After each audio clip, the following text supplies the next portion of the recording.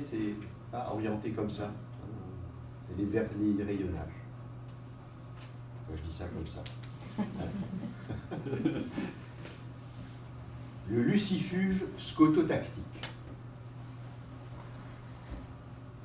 Il lui arrivait souvent de rouvrir une porte simplement pour attester qu'il ne l'avait pas derrière lui fermée à jamais, de se retourner vers un passant quitté pour nier la finalité d'un départ, se démontrant ainsi à soi-même sa courte liberté d'homme. Cette fois, l'irréversible était accompli. Marguerite Yourcenar, L'œuvre noire, 1968. Gridley partit trouver Tarzan dans la jungle. Il lui dit « Avez-vous jamais entendu parler de la théorie selon laquelle le globe serait une sphère creuse dont l'intérieur contiendrait un monde habitable ? Cette hypothèse a été définitivement réfutée par une enquête scientifique, répondit le seigneur de la jungle. Mais elle a été réfutée de façon insatisfaisante, insista Gridley. Vous me surprenez, dit Tarzan. Je n'ai été pas moins surpris que vous, mais le fait demeure que j'ai été en communication téléphonique avec Abner Perrine dans le monde de Pellucidar.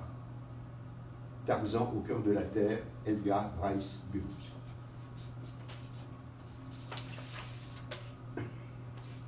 Descendre. Descendre sous les livres, en dessous des livres, là où il y a les autres livres, les livres du dessous. Les livres du dessus, on a connu. C'était l'époque des circulations libres dans les magasins des bibliothèques universitaires. Un vagabondage entre les livres, une flânerie dans les sensations, les odeurs. Alors se perdre dans l'inconnu familier, le trop-plein de tentations, le labyrinthe des possibles, excessivement disponible. Alors se dérober à l'angoisse et sortir, et revenir encore, un accès maintenant interdit. Et soudain, l'espoir. L'invitation à écrire pour la vie. Une condition donnée de sa personne, écrire. Prendre en compte la bibliothèque. Cette bibliothèque. Alors être invité à la visiter. Alors pouvoir revenir dans les magasins. Et enfin, accéder aux galeries souterraines, secrètes, qui, c'est bien connu, sont dissimulées sous les bibliothèques. Paris est truffé de catacombes, tunnels, circuits de caves. Et bien évidemment, sous cette ancienne Sorbonne. Première question, première déconvenue. Il n'y a que 3 sous-sols, m'affirme-t-on. Deuxième déconvenue, la bibliothèque a été agrandie, mais en l'air, en hauteur, en 1833, jusqu'au 8e étage. J'assiste un peu. On m'affirme avec aplomb qu'il n'y a rien plus bas. Je le sais, les initiés sont rares. Ils protègent les secrets, les défendent. Rien n'est perdu à faire de tactique, de ruse.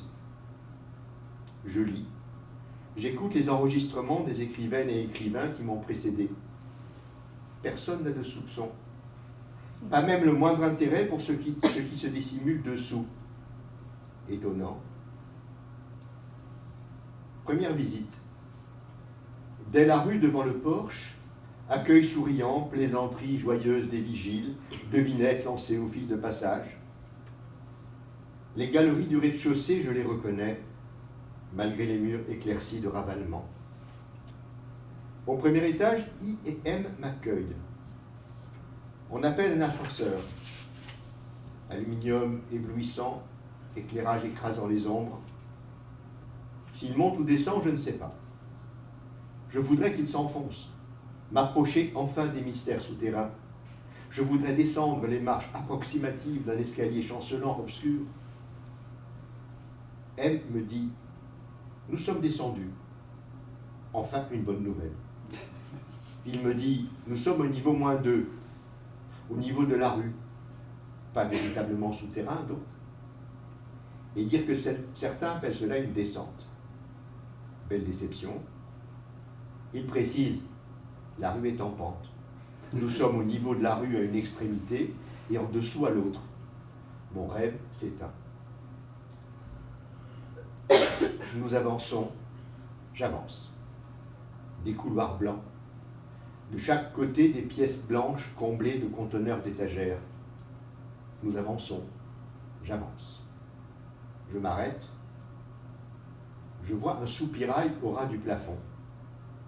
En haut, dehors, la rue. Des jambes vues par-dessous. Elles s'agitent, courent, s'affolent. La vitre du soupirail éclate. Un éclair, une explosion. Je m'accroupis de saisissement. Un autre éclair aveuglant. Je protège ma tête avec mes bras. Le fracas s'amplifie. Je relève la tête. La lucarne est maintenant un trou.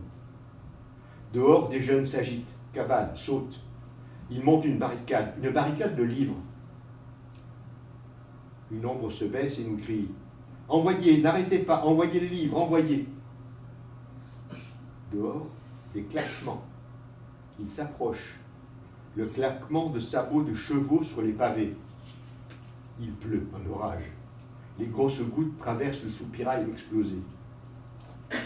Dehors, les chevaux glissent, dérapent sur le papier trempé. Les jeunes lancent les livres en paquets. Impossible de contrôler les bêtes. Elles vacillent dans la galerie, elles ont peur. La police monte et recule. Les jeunes avancent, les bombardent d'ouvrages. Soudain, derrière les chevaux, un autre bruit monte. Des moteurs. Les motards avec des bâtons. C'est nouveau. Le préfet de police vient de les inventer. Les voltigeurs viennent taper. Ils passent devant les chevaux. Effet de surprise. Les jeunes reculent. Mais les motos patinent, dérapent dans la gadoue de papier. Les passagers arrière des motos armés de bâtons descendent et chargent. Courir n'est pas leur métier, surtout sur des papiers, de plus détrempés. Ils glissent, partent en vrille, s'étalent, jambes en l'air. Un gardien a quitté l'entrée principale de la Sorbonne. Il se fiche, jambes écartées devant une moto, lève la main, crie « Stop !» La moto zigzague, s'arrête de justesse. Il lance sa devinette habituelle.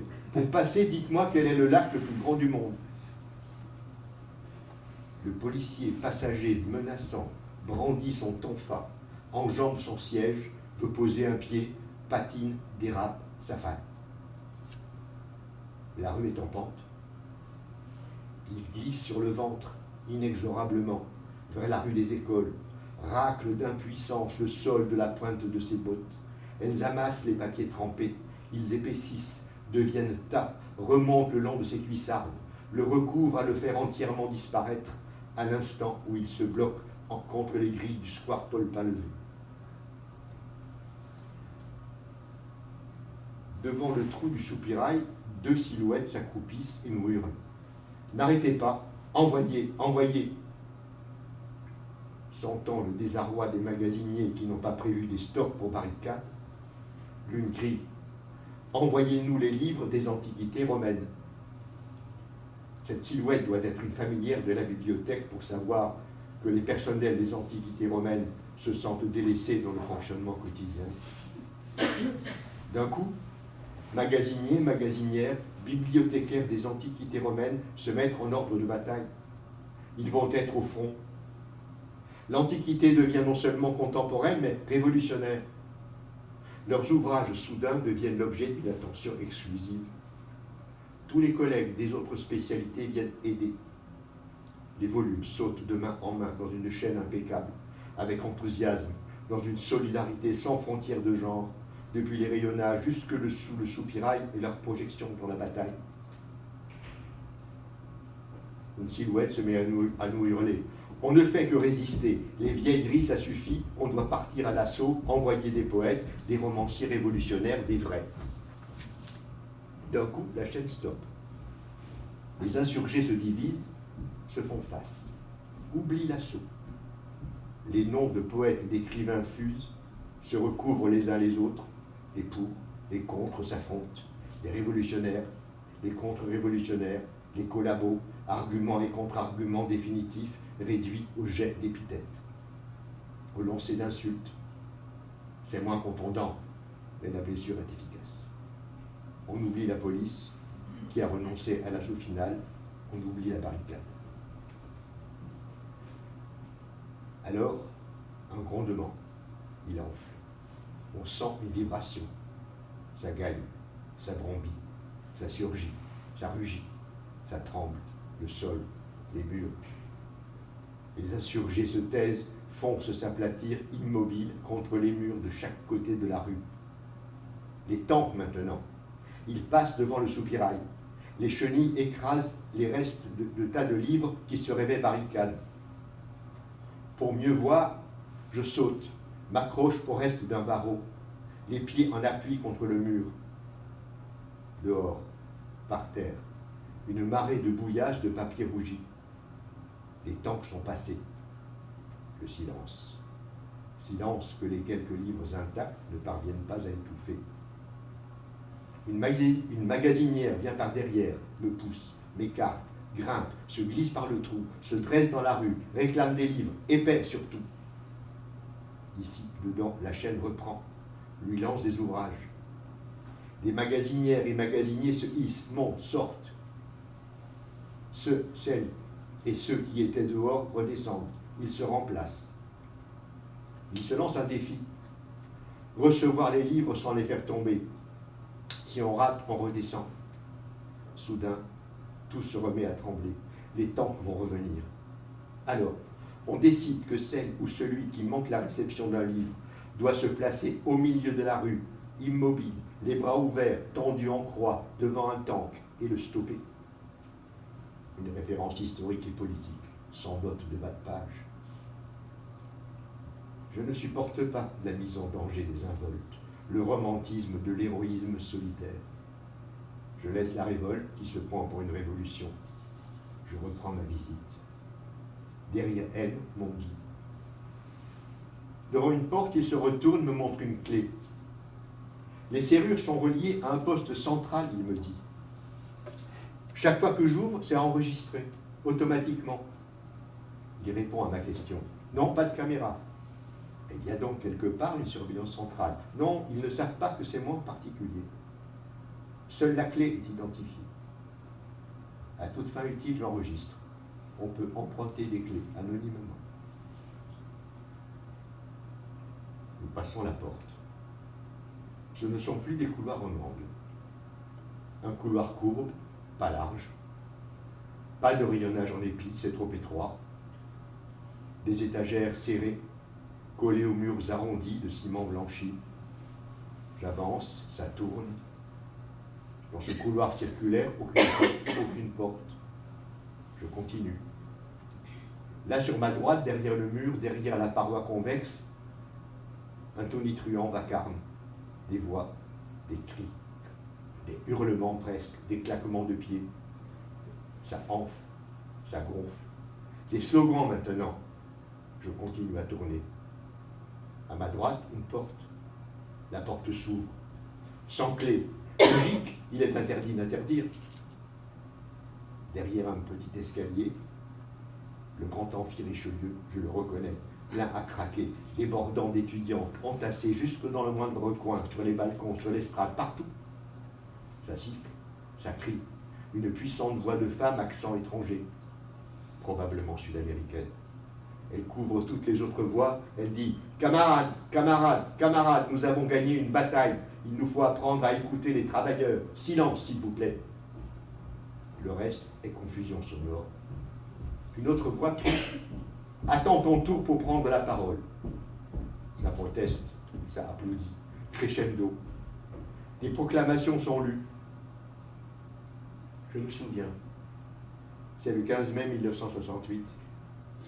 De Gaulle fait rouvrir la Sorbonne à la fin de la gigantesque manifestation. La Sorbonne déborde, ça déferle, partout, ça grouille, la cohue, l'occupation reprend. La nostalgie, le revenez-y révolutionnaire, je l'ai déjà eu tout à l'heure par le soupirail. Je préfère les combats à venir. Je descends mon escalier, reprends le couloir giratoire, j'avance. XIIIe siècle, année 1221. Des étudiants boivent, se saoulent. Dans une taverne, un étudiant veut violer une fille. Un autre troue la poitrine du tavernier. Ça démarre. provocation, rixes dans les tavernes.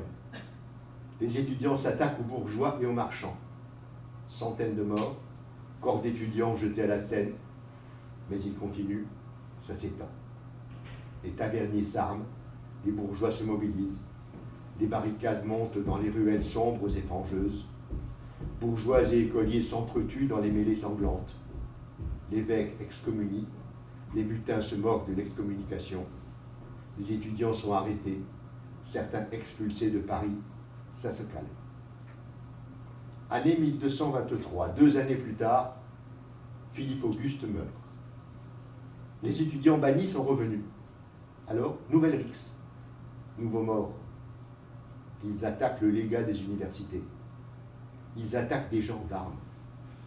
S'ensuivent des excommunications, mais les docteurs ou maîtres des arts refusent d'excommunier. Année 1229, 6 années plus tard, rebelote. Après le carnaval, violence sur un cabaretier, ça s'échauffe. Altercation entre étudiants et financiers, émeutes, agressions, répression violente, conflit entre royauté, évêque, université. Cette fois-ci, les étudiants déclenchent une grève générale, une grève massive. Le pape Grégoire IX prend parti pour les étudiants. Année 1231, il rédige une bulle, la mère des sciences. Si vous souhaitez mettre des documents de côté, merci de vous rendre dès à présent à la banque de communication. Les mises de côté ne seront plus enregistrées un quart d'heure avant la fermeture. Il rédige donc une bulle, la mère des sciences. Elle fait de l'Université de Paris une institution qui ne s'appelle pas encore la Sorbonne. 8 années auparavant, suite aux émeutes, Philippe Auguste avait créé le sceau de l'université. Pour une organisation, l'acquisition d'un sceau est une officialisation. L'université est alors reconnue comme autonome. Ce sceau est gravé. Il fait 80 mm de diamètre, le premier de cette qualité de gravure et d'iconographie en France. J'avance. Je tourne autour du grand amphi. Il n'existe pas encore en 1231. Juste quelques maisons achetées par Louis XI, rue Coupe-Gueule, qu'il confie à Robert de Sorbon pour en faire un collège. J'avance. À nouveau, à ras du plafond, le soupirail éclaté. Dehors, ça continue. Les chevaux, les tanks, les motos ont disparu. Sur le sol mouillé, des gens avancent à genoux, entre les trous et tas de pavés, cherchent à agripper des lambeaux de papier trempé, presque décomposés, qui recouvrent la rue. Ils cherchent à les déchiffrer, avec l'énergie, l'angoisse de ceux qui espèrent retrouver leurs manuscrits perdus. Sur les joues, la pluie ou les larmes, la rage ou l'espoir. Une femme se relève, une bribe de page au bout d'une main, veut étirer le papier, se redresse pour le lire, peut-être le crier, elle glisse, s'étale dans la mélasse, la gratte, l'écarte, cherche à nouveau avec l'énergie du désespoir. Je me dis que l'atelier de restauration lui serait utile. Je vais visiter l'atelier de restauration. La restauratrice pose une boîte d'archives sur une table. Dit, j'ouvre la boîte. Des manuscrits administratifs du Moyen-Âge. Je ne sais pas dans quel état seront les documents. Elle empoigne, tire la pile doucement, de la peau de mouton, du parchemin. Elle me montre une peau de mouton entière. En transparence, une ombre, c'est la colonne vertébrale. La partie sur la colonne vertébrale est plus épaisse, plus raide, se prête moins à la pliure de page.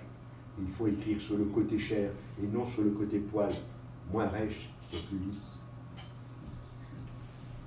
Du paquet de parchemin, de chaque feuille, pendent de petites languettes étroites, des clés.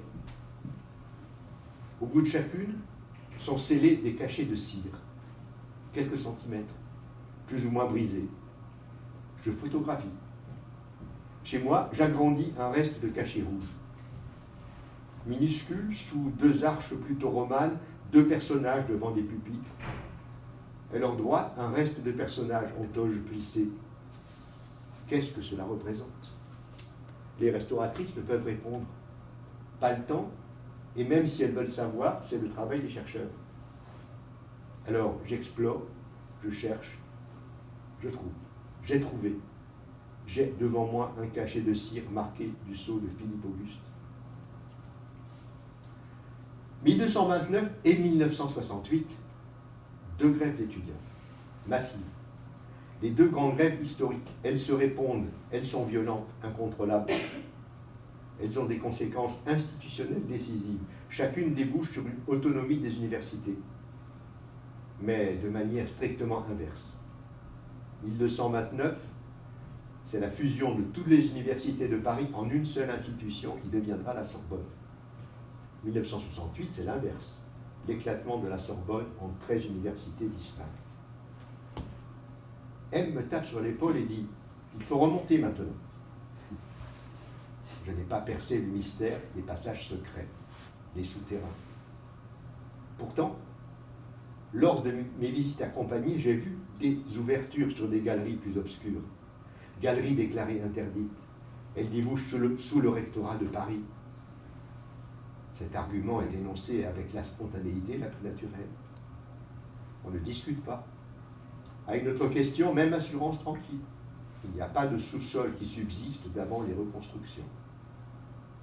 Assertion bien évidemment suspecte. Sinon, pourquoi dissimuler que la première imprimerie de France, installée en 1469 à la Sorbonne, a été installée dans les caves de la Sorbonne? Un sous-sol pour un événement majeur. L'imprimerie était alors un art secret. Guillaume Fichet, alors bibliothécaire de la Sorbonne, est un homme important. Louis XI l'envoie pour des missions secrètes en Italie. Avec Lapierre, futur recteur, ils font venir à Paris les 3 premiers imprimeurs, des typographes allemands. Ils gravent, moulent eux-mêmes les caractères, construisent la presse. Ils impriment sous la Sorbonne, en 1470, le premier livre en France, un recueil de lettres latines de 118 feuillets. Décidément, les secrets, les mystères, les dissimulations s'accumulent. Il faut que je persévère, que je creuse. Un soir, je vais écouter un conférencier dans la salle de formation de la bibliothèque. Il part assis devant un canapé, dos à un mur de livres. Derrière lui, une colonne de bibliothèque surmontée d'une inscription. Carrière. Je fixe le mot. Je tape de ma main droite dans ma main gauche et murmure, mais c'est bien sûr. L'image du commissaire Bourrel de mes années 60. Il frappe sa paume gauche de son poing droit et murmure, mais c'est bien sûr. Sa phrase magique quand il résout une énigme. L'auditeur devant moi se retourne agacé. Carrière. Carrière au pluriel, mais c'est bien sûr, là se dissimule derrière les débouchés professionnels des sorties de formation, de toute évidence, le passage vers les dessous. Il suffit maintenant de trouver le levier à déplacer, quel livre faire pivoter. Ce n'est pas tout. L'anagramme de carrière est réécrira. Évidemment, tu réécriras. C'est un peu plus clair. J'attends. La salle se vide. Je traîne seul. Je passe les mains le long à l'intérieur, sur les côtés des étagères. Rien. Je remue tous les ouvrages. Rien. Le haut-parleur annonce la fermeture. Je dois quitter. Il existe un passage ici ou ailleurs, mais c'est bien sûr. Je redemande une visite. Cette fois, on descend. Au 3e sous-sol, le dernier, dit-on. Nous visitons les réserves. Pour la première fois, le sentiment d'accéder à un monde séparé, réservé, inattendu. Mais ici comme ailleurs, les murs blanchis ont un air de neuf. Les étagères sont de grands blocs métalliques, du contemporain. Seuls les ouvrages sont anciens, précieux, rares. Magasin A316. Nous entrons. Sur la gauche, une grande étagère vide. Posé, seul, au milieu, un carton gris clair, lisse, d'environ 15 cm sur 15 cm. Une inscription MSAUC 170, sa côte. Mystère pour IES, mes deux accompagnants. Dépliage soigneux, précautionneux des deux cartons emboîtés l'un dans l'autre, entreposés dans les documents d'avant 1860. Dedans, un cube de granit, un pavé. Je fais des recherches dans le catalogue de la bibliothèque. À l'écran, une liste de côtes. Sur la ligne de l'affiche du pavé, en face de la côte, cette mention, votre entrée MSAUC 170 serait ici. C'est tout. Inconditionnel. Une présence absente, donc. Un pavé imaginaire entre deux lignes, entre deux côtes. Ligne du dessus, MSAUC 163, essai d'une nouvelle méthode de résolution algébrique au moyen des séries infinies de Hegman, Alphonse, 1861. Ligne du dessous, code MSAUC 172, pièce 59, magasin 316, prospectus, point d'interrogation, texte daté du premier prairial, 21 mai 1801, vieux style. Gagnard et Berthomier, sujet, asile d'indigents.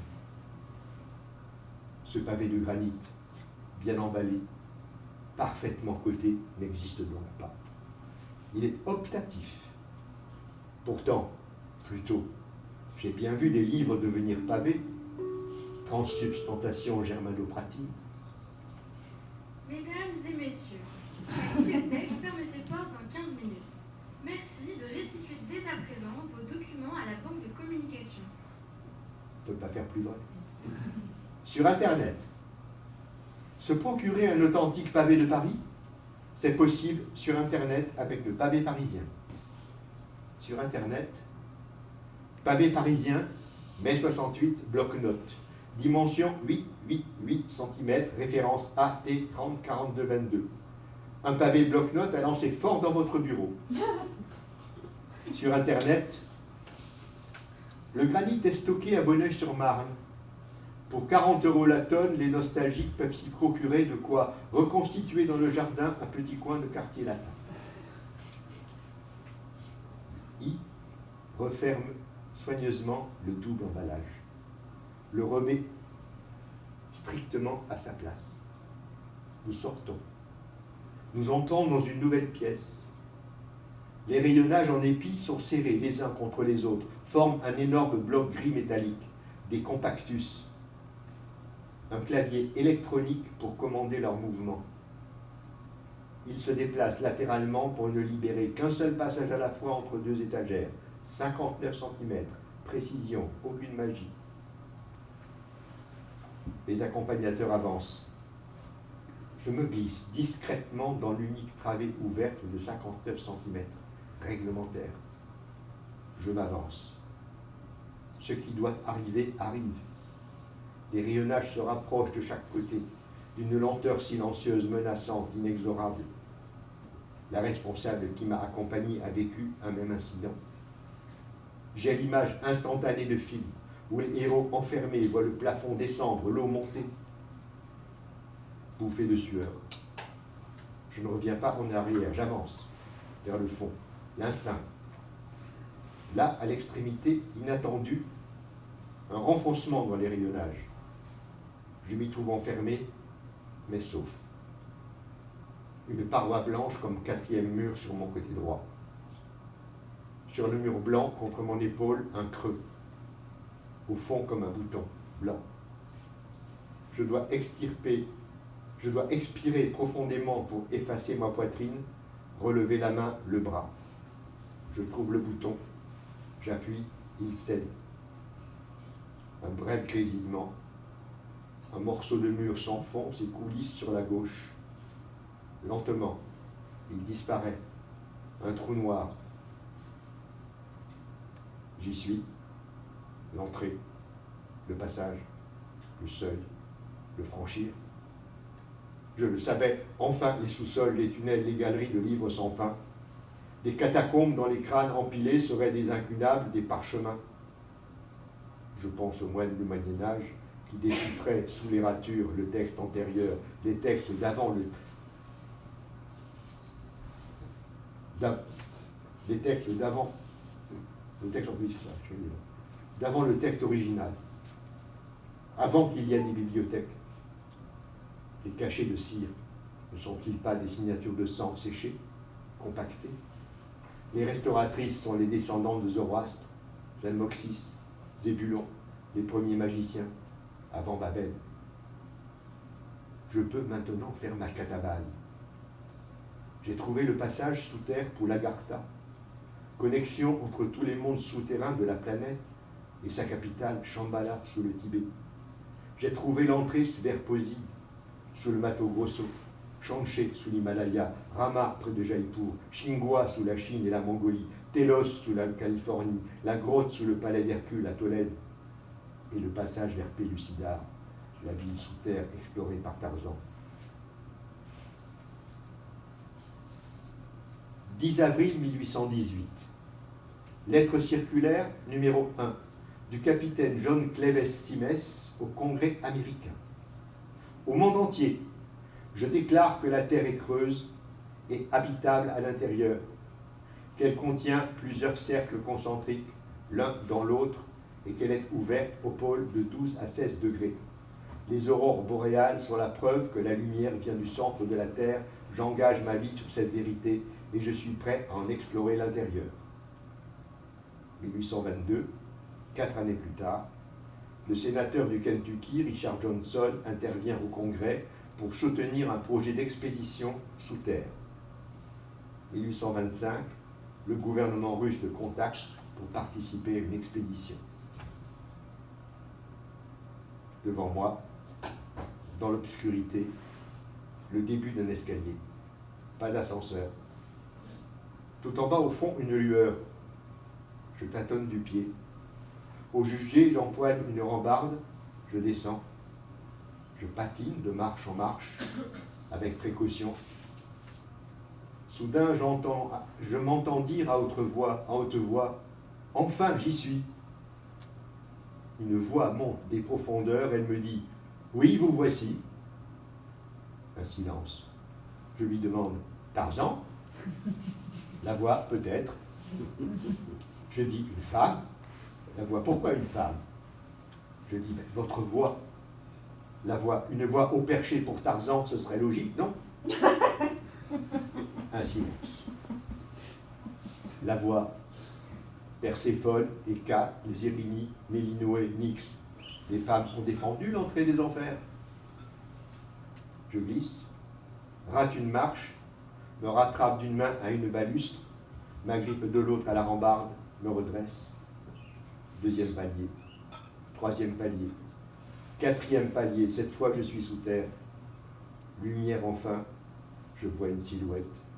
Je dis, une femme, jeune, blonde, les cheveux courts, blouson de cuir noir, clouté, jean troué, sneakers rouges, une gardienne des enfers très fashion.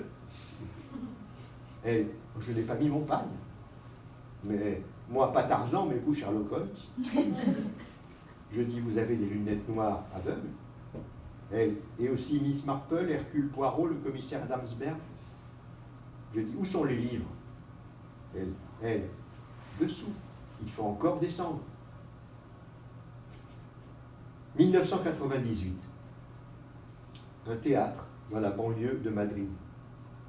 Le premier texte de Valère Novarina, traduit en espagnol. Pour l'occasion, un stage à l'Académie royale de théâtre de Madrid. 12 comédiens. L'écriture de Novarina bloque au fond de leur gorge, trop poétique. Il faut une solution. Sur la scène, une pyramide de briques. Une brique, 6 faces.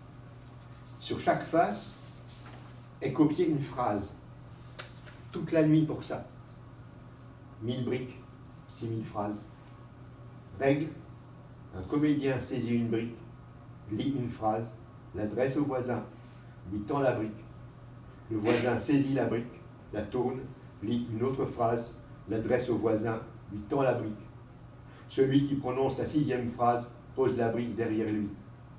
Le suivant prend une nouvelle brique. Il faut accélérer la cadence, jusqu'à épuisement du tas de 1000 briques, des 6000 phrases et des 12 comédiens. À la fin, derrière chaque comédien, son tas de briques, 12 tas de briques. ils veulent en faire un spectacle. Chaque comédien invite 12 autres comédiens, puis chacun encore 12, et encore 12, et encore. Je suis descendu, le dernier palier. Devant moi, un paysage souterrain à l'infini, parsemé d'amoncellements de livres, volumes, carnets, cahiers, tablettes, parchemins. Tout près et loin à l'horizon, partout, des silhouettes assises, debout, allongées, immobiles, en mouvement, seules ou face à face ou côte à côte. Chacune un ouvrage en main, chacun lisant, muette ou parlante. Elle, vous y êtes. Elle enlève ses lunettes noires. Je dis, je vois votre regard, vos yeux me regardent, vous n'êtes pas aveugle. Elle, je ne vous ai pas dit que j'étais aveugle. Vous aussi aurez droit à vos lunettes noires. J'ouvre la bouche. Elle, non, aucune question. Ici, nous lisons les livres. Nous les relisons, sans cesse. Chacun lit pour lui et chacun lit à un autre. Notre unique occupation. Au-dessus, tout là-haut, dans les bibliothèques, ils sont lus aléatoirement, parfois feuilletés seulement. Là-haut, les lecteurs sont imprévisibles. Ici, dessous, nous sommes la mémoire vive, permanente, infinie. Elle a pris des oublis, des modes, des censures, des autodafés. Quelqu'un peut disparaître, oublier tous les autres sont la mémoire, sont l'histoire. Non, pas de question. Voici vos lunettes. Elles reposeront vos yeux quand vous écouterez quelqu'un vous faire la lecture. Ici, la lumière vient d'en bas, du centre de la Terre en fusion. La lumière ne s'éteint jamais. Tarzan avait raison. Le secret de l'univers se découvre par-dessous. Au-dessus de nous, Babel s'est effondré. Nous sommes dans ces ruines. Des hommes empilaient des briques. Ils briquetaient, dit la bonne traduction, pour maçonner la langue unique, parfaite, atteindre la signification ultime. Ils ont posé la brique de trop. La tour s'est écroulée. S'abattant, elle a creusé la terre. Nous y sommes. Les briques au frottement de l'air sont entrées en fusion. Elles sont alors devenues livres, disséminées ici, dessous, dans une infinité de langues d'écriture. Les 12 tribus se sont multipliées. Les hommes ont alors découvert l'incompris comme une possibilité ouverte de rejoindre les autres par le chant, le poème. Ils ont découvert le plaisir inquiet de l'incertitude, là où se réfugient les fantômes. Nous savons, ici, que toute langue est une langue d'exil, avec sa part d'ombre, son clair-obscur. La chute de la tour a ouvert les espaces enfouis de l'interprétation infinie. Moi, je lis à voix haute maintenant. À force de lecture, les mots sont devenus matière, incrustés dans la page. Entendre la voix, le souffle, le rythme, le chant des écritures. Elles me pénètrent par la peau, m'affectent, ressortent par ma voix et reviennent par les vibrations pour un nouveau voyage. Vous verrez, les livres ont une mémoire des yeux qui les ont observés, les ont lus, des doigts, des odeurs, des respirations. Ils sont aux aguets, ils sont méfiants, ils ne se laissent pas toujours faire, il y a des livres vengeurs, vous verrez. Promenez-vous, circulez partout autour des piles, des tas, avec les livres. Vous vous faites un lit, un siège, une table. Non, toujours pas de questions. Vous les poserez au bibliothécaire. 3 déjà vous attendent. Là, Jocastanu, qui dirigeait la bibliothèque du temple Yédi et que Darth Vador a cru tuer. Là, en chaise roulante, Barbara Lee Gordon, une Batgirl devenue bibliothécaire à Gotham car Joker lui a brisé la colonne vertébrale. Et là, Thursday Next, détective littéraire qui travaillait pour Jurifiction à West 27. Je vous laisse rencontrer les autres. Sans doute Harry Potter qui surveille d'ici. Nous vous remercions de nous diriger vers la sortie et vous souhaitons une bonne soirée. Sans doute Harry Potter qui surveille d'ici sa bibliothèque de Poudlard. Et bien évidemment, si vous êtes attentif, Georges de Burgos, je ne vous présente pas. Allez-y, entrez dans la bibliothèque interhumaine souterraine. Voilà.